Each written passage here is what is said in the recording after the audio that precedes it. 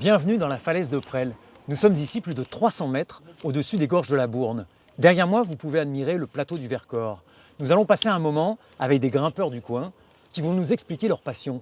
Leur passion de l'escalade, leur passion de l'équipement et leur passion de cette falaise qui est un endroit mythique dans l'histoire de l'escalade. 6 km de falaises calcaires, plus de 350 itinéraires.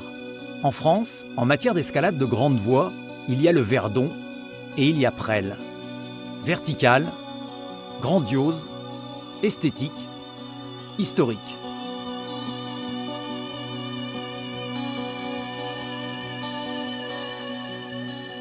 En escalade, il y a le premier de cordée et son second.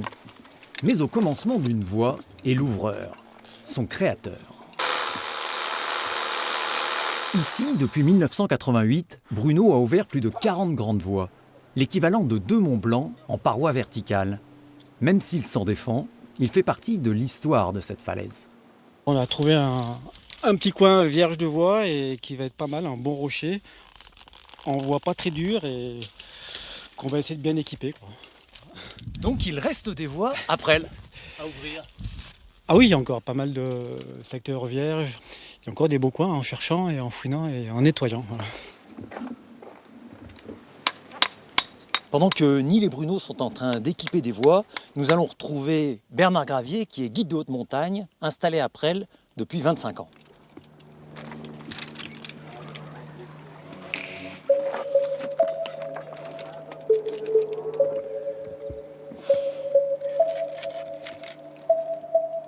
Presles, c'est un haut lieu de l'escalade. Les premiers grimpeurs sont venus au début des années 50. Voilà, la cordée Taillefer et Portier, ouvrir la voie des Buis. Ils ont tracé un très bel itinéraire et qui est toujours d'actualité et qui a 70 ans. Aller grimper à Presles, déjà, ça s'adresse dans la tête des grimpeurs à des grimpeurs déjà confirmés, c'est vrai. Même s'il y a de plus en plus d'itinéraires, on va dire, accessibles, voilà, c'est quand même, ça s'adresse à des gens qui ont un minimum de technique et qui grimpent régulièrement. Avec le temps, restent les voix de ceux qui se sont tus. Elles sont les témoins des différentes époques de la conquête de la falaise. De la voie des Buis en 1953 jusqu'à la dernière née, Confinement Paradise. Neil fait partie de la nouvelle génération de grimpeurs.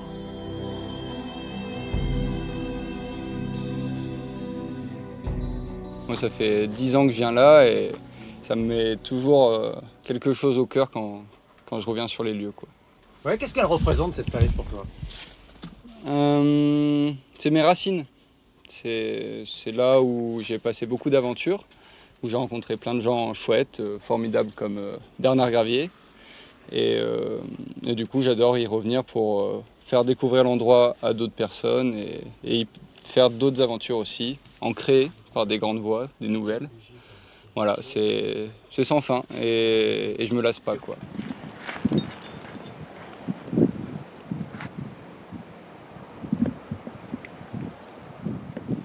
Ok Nils, relais. L'escalade à 50 cm près, ça peut changer du tout au rien. Ça peut être très dur, là, très facile, voire très bon, très mauvais. C'est vraiment, ça joue très peu à 1 mètre près, hein. Même moins. Bernard, quant à lui, s'attache à créer des itinéraires accessibles. Mais il a aussi créé une voie baptisée Badaboum, la plus dure de Presles. Grimper sur la falaise, c'est toujours un grand moment de bonheur.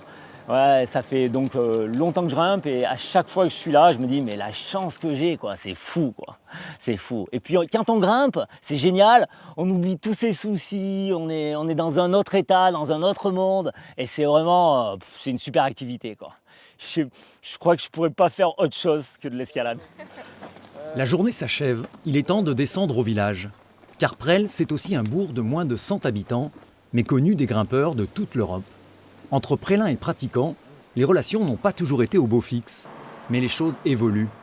Des jeunes viennent s'installer grâce à l'escalade et des gîtes se créent pour accueillir les touristes.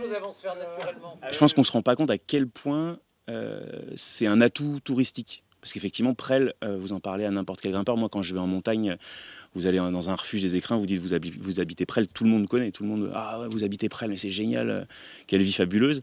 Et je pense qu'ici, en local, on se rend pas assez compte à quel point c'est un atout patrimonial, économique, culturel pour le secteur.